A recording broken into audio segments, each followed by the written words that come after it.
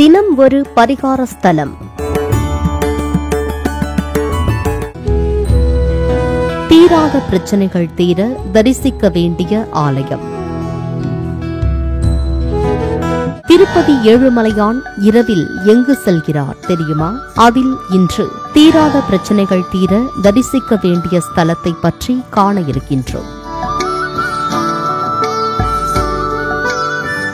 இத்தலத்தின் சிறப்புகள்.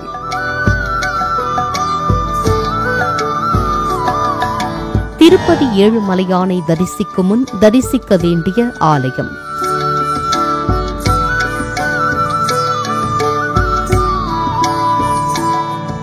ஆம் நேயர்களே, இன்று நாம் தரிசிக்க இருக்கும் ஆலயம் ஆந்திர மாநிலம் திருப்பதி திருச்சானூரில் குடிக்கொண்டிருக்கும் அருள்மிகு பத்மாவதி தாயார் ஆலயம். கலியுகத்துல பணம் தான் பிரதானமாக இருக்கும்னு தெரிஞ்சுதான் விஷ்ணு பகவான் திருப்பதி மலை மேல வெங்கடாச்சலபதி அவதாரம் எடுத்து கலியுக கடவுளாக குடிக்கொண்டிருக்கிறாராம். திருப்பதி ஏழுமலையானை தரிசிச்சா வாழ்வில் திருப்பம் வரும்னு சொன்ன காரணமும் ஏழுமலையான் பொருளை தரும் கடவுள்ங்கிறதாலதான். பக்தர்கள் ஏழுமலையானுக்கு தரும் காணிக்கையை கொண்டுதான் பெருமாள் தனது கல்யாணத்துக்கு குபேரன் கிட்ட வாங்கின கடனுக்கான வட்டியை கட்டிட்டு வர்றதா ஐதீகம். கலியுகத்துல பணம் தான் பிரதானமா இருக்குங்கிறதால செல்வத்தை தேடி மனிதர்கள் போகும்போது அவங்களையும் அறியாம பாவங்களையும் சேர்த்துப்பாங்களாம். அதே சமயம் கடவுள் மீது அதீத பக்தி கொண்டவர்களுக்கு பொருள் இல்லைனாலும் நிச்சயம் கடவுளோட அருள் இருக்குமாம். வாழ்வில் அருளும் பொருளும் எப்பவும் கிடைக்க ஒரு கோயிலுக்கு போனா போதுமா? அது எந்த கோவில், எங்க இருக்குன்னு தெரியுமா? ஆந்திர மாநிலம் கீழ் திருப்பதி திருச்சானூர்ல அருள் புரியும் பத்மாவதி தாயார் ஆலயம்தான் அந்த கோவில்.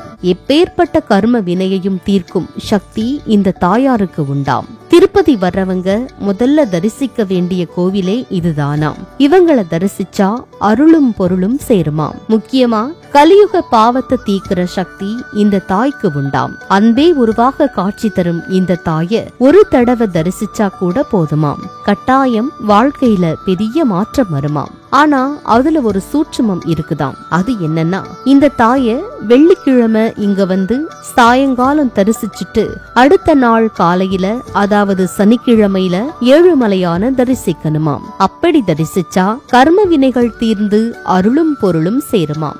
எதுக்காக பத்மாவதி தாயார முதல்ல தரிசிக்கணுங்கிறதுக்கு ஒரு காரணமும் சொல்லப்படுது. அதாவது திருப்பதி ஏழுமலையான் ஒவ்வொரு நாளும் இரவு நேரத்துல பத்மாவதி தாயார சந்திக்கிறதுக்காக மலையில் இருந்து கீழே இறங்கி இங்க வந்து தாயாரோட தங்கிட்டு அடுத்த நாள் காலையில தான் பழையபடி மேல் திருப்பதிக்கு போவாராம். திருப்பதி போறவங்க முதல்ல பத்மாவதி தாய சாயங்காலம் தரிசிச்சு மனசார வேண்டிக்கிட்டீங்கன்னா உங்க பிரச்சனை என்னவாக இருந்தாலும் இரவு நேரத்துல தாயார பெருமாள் சந்திக்க வரும்போது அத அவர்கிட்ட தாயார் எடுத்து சொல்லி அருளை பத்மாவதி தாயாரும் பொருளை பெருமாளும் வாரி வழங்கி கூடவே சந்தோஷத்தையும் வாழ்வில் தந்து இருவரும் அருள் செய்வாங்கன்னு சொல்லப்படுது.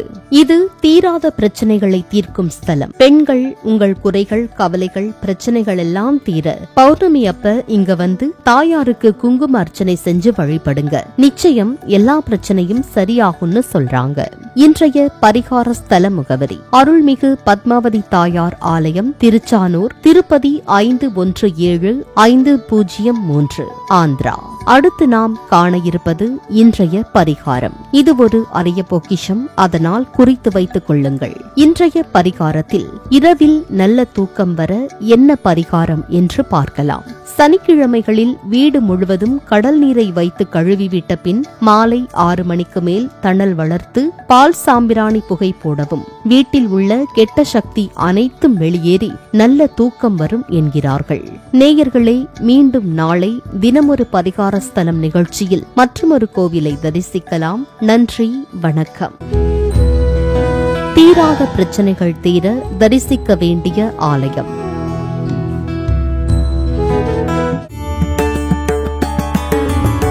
தினம் ஒரு பரிகார ஸ்தலம்.